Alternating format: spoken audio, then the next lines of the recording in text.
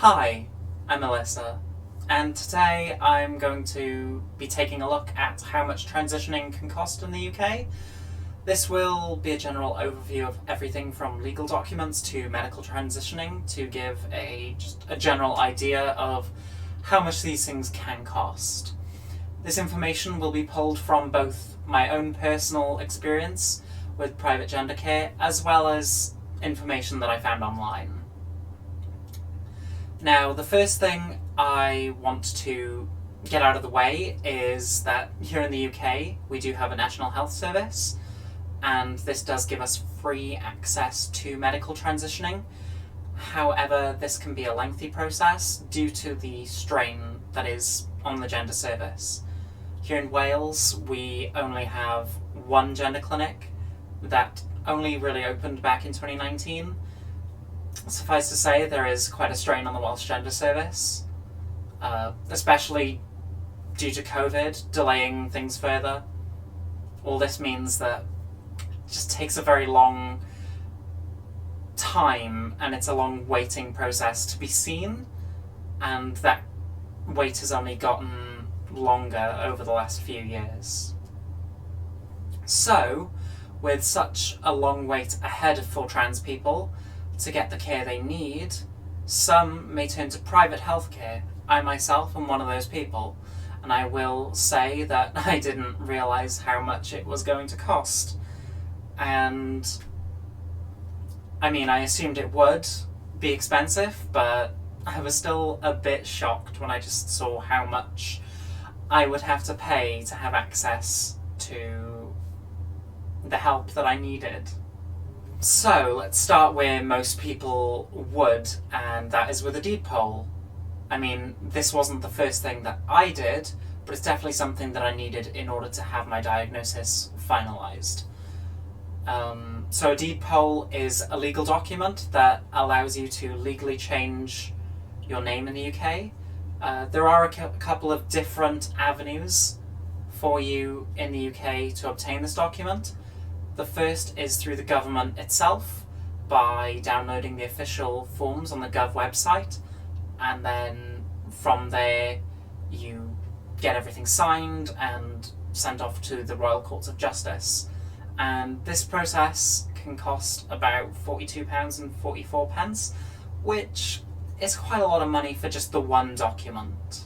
So if you're looking for a more affordable option, there is also the UK Deed Poll service, which is the service that I used, that gives you a document that is legally recognised throughout the UK and is a bit more of an affordable price. That price being £33 for an adult or £35 for a child. This service also offers fee reductions for people on benefits. I personally paid £54, and that gave me the official document as well as a few copies, because I know how careless I am, so I just wanted to have some backups, just in case I lost one of my documents, so I would have a spare, or if I sent it off to somewhere and they never sent it back, so I wasn't completely without a deed poll from that point onwards. The next thing we're going to look at will be your initial appointment with a gender specialist to receive your diagnosis. In my personal experience, I saw that depending on the doctor, you could be paying upwards of about £450. However, I was able to get a doctor who only charged £300 for my appointment, which is still a lot, but it was the cheapest that I could get while still being seen within a reasonable amount of time. After getting your report, if you wish to get additional copies of that report, it will cost around £50 per one you request. These reports could be needed if, say, your doctor, school or workplace ask for a copy, so it can get pricey. Luckily, I didn't need to pay for any extra reports, but it can all add up in the end, so it's definitely something to keep in mind. Once you have your diagnosis of gender dysphoria, you may want to start HRT, which stands for Hormone Replacement Therapy. In that case, you will need to find an endocrinologist and make an appointment with them. All the endocrinologists I looked at and inquired with charged around £250 for the initial appointment, and then between £140 and £150 for the follow-up appointments. For me, it was the cheaper, and I only ended up having to have 2 follow-up appointments, the first being 3 months on, and then the second being after 6 months. And these appointments were just to make sure that my hormone levels were where they should be, which they were by the second appointment, so I wasn't really in a position where I needed to have continuous follow-ups. Once you've had an appointment with a hormone specialist, you'll be prescribed your hormones, for which I would highly recommend you either make sure that your local GP will do a shared care plan with the endocrinologist, or find another GP that will do this, as it will save you a lot of money in the long run. For me, living in Wales, it means that I only had to pay for my first prescription, and then the rest I had for free over the NHS, meaning that I only had to pay £14.40 in total for my estrogen doses. And depending on where you live in the UK, this may not apply.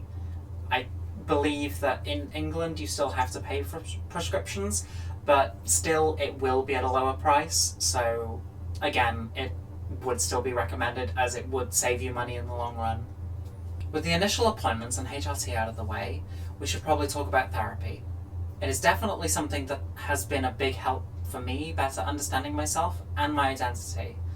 In the UK, there are some great mental health services, but it's important to find the therapist that is qualified to aid you in your transition and your path of self-discovery. This could mean getting a private appointment with a licensed gender therapist, which could cost you anywhere between £100 and £200 per session.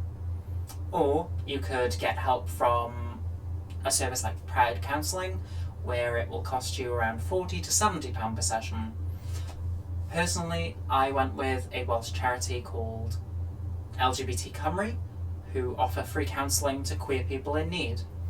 And all they ask is that if you are employed, to donate as little as £5 to £10 per session. And that's definitely great for people who maybe don't have the money but still are in need of that mental health support. Moving on to another type of therapy, if you're a trans woman or non-binary person who wishes to sound more feminine, then you could consider having vocal feminization therapy. A private session of language therapy will cost around about £100 to £185 per session.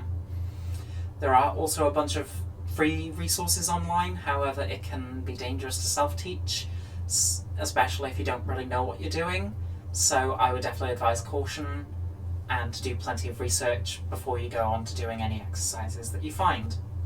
The last thing I want to talk about before we dive into any of the more expensive gender-affirming surgeries is gender recognition. In the UK, once you've been living as your gender for about 2 or more years, you are eligible to apply for a gender recognition certificate. I won't talk too in depth on this subject at this time, but perhaps in another video I can do a deeper dive into it, but the essential basics of it are that you provide a bunch of evidence to a gender recognition panel that your acquired gender is the gender that you identify with and will continue to do so for the rest of your life. If the panel are satisfied with the evidence that you've provided, then you are given a gender recognition certificate. It's not a perfect system, but it's the one that we have currently. The application process now only costs £5, which is great because before it used to cost £140. You do also need a report from a gender specialist, which can cost between £150 and £300 if acquired by a private clinician. Obviously, if you are with a clinician over the NHS, then you will get that for free. But if you're going private, then these costs are something to keep in mind. Now for the gender-affirming surgeries, and oh boy, this is where it gets expensive. There are quite a few options for both trans men and women for the different kinds of surgeries that are available. So we will start with trans men, so FTM surgeries. So for trans men, of course, there is top surgery, being the removal of the breasts as well as chest reconstruction. This will cost privately around £6,000 to £7,000. Nipple repositioning will cost about £1,500, and dermal implants are between £1,500 and £2,000. FTM bottom surgery options include phalloplasty, costing about £40,000 to £70,000, metoidioplasty, which costs £35,000, scrotoplasty and testicular implants, which cost around £3,800 and £4,500, a penile implant, which can cost anywhere between £1,500 and £15,000, and finally a hysterectomy, which can cost upwards of £3,500. And then if you also have a salpingo-oophorectomy, I hope I'm pronouncing that correctly, probably not, will push the price up to around £8,500. With all the trans male surgeries covered, it's time for the trans women surgeries. So, starting again with top surgery, for trans women there are breast implants, which will cost anywhere between £3,500 and £8,000, and that all depends on the size of the augmentation and the material used for the augmentation. Then for bottom surgery we have orchidectomies, or the removal of the testicles, which can cost between £3,000 and £4,000, peniectomies, which cost £15,000, a vaginoplasty, which also costs £15,000, and a labiaplasty goes for about £2,000 to £4,000. And then finally there is facial feminization surgery, which costs around £30,000. The last thing I'm going to talk about today will be laser hair removal and electrolysis, both of which are methods of permanent body hair reduction and removal.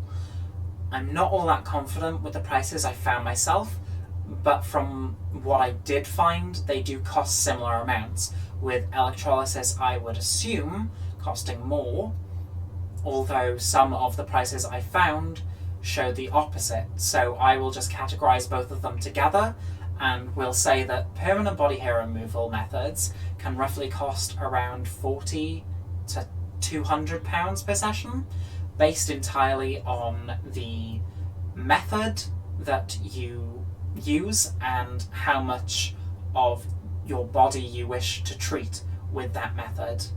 Again, I would take this information with a pinch of salt, because like I said, I'm not 100% sure with this information, so if it's definitely something that you're interested in, I would recommend just doing a little bit of research yourself to see if your information that you find differs from mine in any way. To close off this video, I will just say the obvious and say that private transitioning is a very costly process, and that you should only really consider it as an option if you are in a financially stable enough position to do so. Personally, I will be waiting for the NHS services before considering any other treatments from the ones I've already done, as I don't really have the money to continue privately. For me, it was a good way to start my transition journey, but it's no means a viable option for my full transition. In total, I spent around £900 to get to where I am today, and I spent that more out of desperation than being in a stable financial position, so my advice would be not to do what I did. If you have the money and you feel private care is the route for you, then great, go for it, all the power to you. But there is a free option in the UK, which is such an amazing privilege, so only really go privately if you feel the need and if you are financially able to do so. That's going to be it from me for today, so thank you very much for watching. If you liked the video, then you can consider subscribing to stay up to date with my uploads, but there is no pressure to do so. I hope you have a great rest of your day, and I will see you next time. Goodbye!